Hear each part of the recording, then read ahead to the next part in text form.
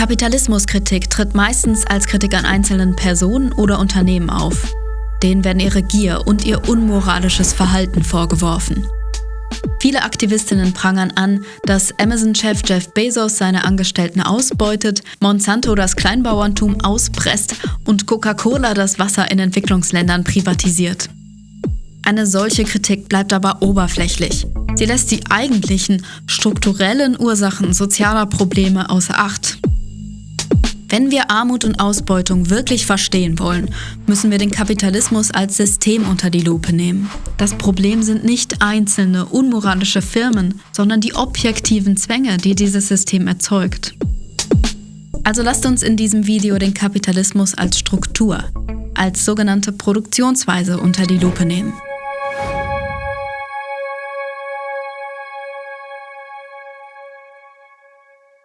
Die Grundlage des Kapitalismus ist das Prinzip des Eigentums. Dieses Eigentum ist mehr als bloßer Besitz. Der Unterschied zwischen Eigentum und Besitz ist leicht verständlich. Wer einen Gegenstand besitzt, kann ihn nach eigenen Vorlieben verwenden und andere von der Verwendung ausschließen. Die Besitzerin einer Zahnbürste muss sie also zu ihrem Glück mit niemandem teilen. Das Eigentumsrecht geht aber viel weiter.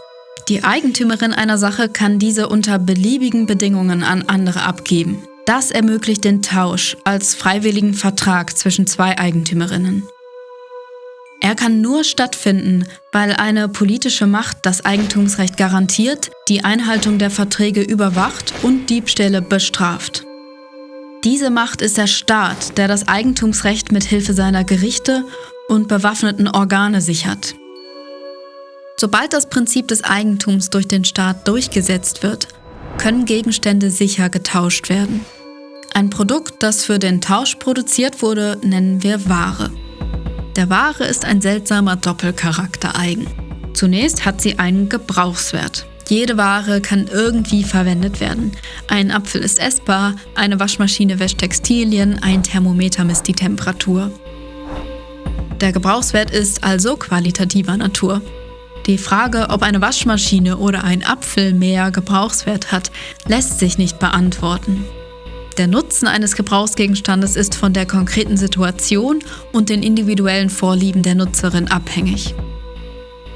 Eine Ware hat aber auch einen sogenannten Tauschwert. Dieser bezeichnet das Verhältnis, zu dem die Ware mit anderen Waren ausgetauscht werden kann. Wenn beispielsweise 3 Staubsauger so viel kosten wie ein Smartphone, dann ist der Tauschwert des Smartphones 3-mal so hoch wie der eines einzelnen Staubsaugers. Der Tauschwert ist dabei nicht vom Gebrauchswert abhängig, sondern von den Produktionskosten der Ware. Das beste Beispiel dafür ist der Vergleich zwischen einem Diamanten und einem Glas Wasser.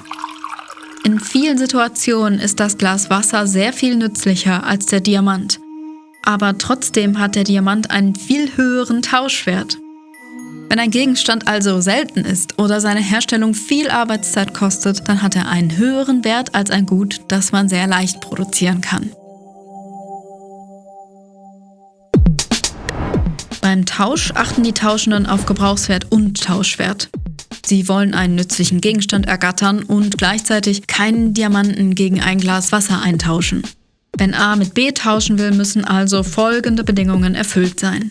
A hat etwas, was B will, B hat etwas, was A will und beide Gegenstände haben ungefähr den gleichen Tauschwert. Diese 3 Bedingungen sind nur selten gleichzeitig erfüllt. Und hier kommt das Geld ins Spiel. Als universelles Tauschmittel verkörpert es den Tauschwert. Geld erlaubt uns, Waren auch von jenen zu kaufen, denen wir gerade keinen nützlichen Gebrauchsgegenstand anbieten können. Das Geld ist in einer komplexen Wirtschaft also absolut notwendig. Damit überhaupt getauscht werden kann, muss es Waren geben. Die müssen erst einmal hergestellt werden. Wenden wir uns also dem Produktionsprozess zu. In der Produktion werden 2 Faktoren zusammengeführt. Auf der einen Seite Arbeit, auf der anderen die sogenannten Produktionsmittel, beispielsweise Rohstoffe oder Maschinen. Das gilt nicht nur für Waren, die angefasst werden können, sondern auch für immaterielle Gebrauchsgüter, also zum Beispiel Dienstleistungen und Verwaltungstätigkeiten. Auch diese erfordern oft teures Equipment. Produktionsmittel können viele verschiedene Formen annehmen. Fruchtbares Land, Dampfmaschinen, leistungsfähige Computer, professionelle Kameras oder moderne Industrieroboter. Konkret sind das völlig verschiedene Dinge, aber abstrakt gesehen erfüllen sie alle die Funktion eines Produktionsmittels.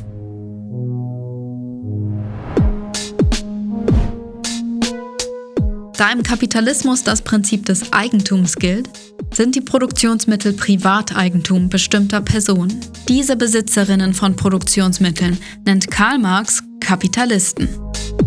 Die meisten Menschen, die Arbeiterinnen, besitzen keine Fabriken, gut ausgestatteten Bürogebäude oder Roboter. Weil sie keine eigene Einkommensquelle haben, können diese Menschen ihren Lebensunterhalt auf sich allein gestellt nicht sichern.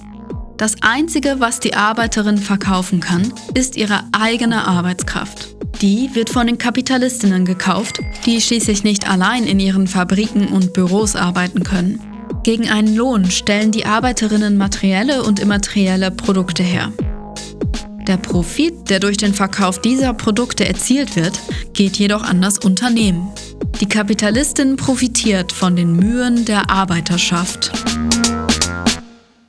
Nun stellt sich die Frage, wie bestimmt sich die Höhe des Lohns, den die Arbeiterinnen erhalten? Natürlich wollen Kapitalistinnen so wenig Lohn wie möglich zahlen, während die Arbeiterinnen so viel bekommen wollen, wie es geht. Die eigentliche Höhe des Lohns wird aber durch den Arbeitsmarkt bestimmt. Wie auf jedem anderen Markt herrschen hier Angebot und Nachfrage. Bei einigen Berufen ist die Nachfrage nach geeigneten Arbeiterinnen höher als das Angebot. Es gibt mehr offene Stellen als qualifizierte Bewerberinnen. Dann versuchen die Kapitalistinnen, sich mit ihren Angeboten gegenseitig zu überbieten, um die seltenen und gefragten Bewerberinnen für ihr Unternehmen zu gewinnen. Gibt es aber mehr Bewerberinnen als offene Stellen, dann sind die Kapitalistinnen am längeren Hebel. Nun müssen sich die Arbeiterinnen um Arbeitsplätze streiten. Je größer ihre Konkurrenz, desto weiter können die Löhne gedrückt werden. Die Bewerberinnen müssen jedes Angebot annehmen, um der Arbeitslosigkeit zu entgehen. Die Kapitalistinnen, also die Besitzerinnen der Produktionsmittel, befinden sich in einer strukturellen Machtposition. Sie können die Arbeiterinnen also erpressen und gegeneinander ausspielen. Die Löhne werden also, wie wir gesehen haben, durch einen abstrakten, unpersönlichen Marktmechanismus bestimmt.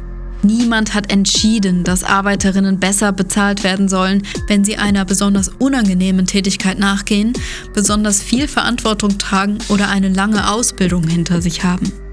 Der Grund dafür, dass ein Beruf gut bezahlt wird und ein anderer schlecht, heißt schlichtweg Angebot und Nachfrage auf dem Arbeitsmarkt. Weil die Produktionsmittel den Kapitalistinnen gehören, können sie die Löhne ihrer Angestellten weit nach unten drücken und ihnen schlechte Arbeitsbedingungen aufzwingen.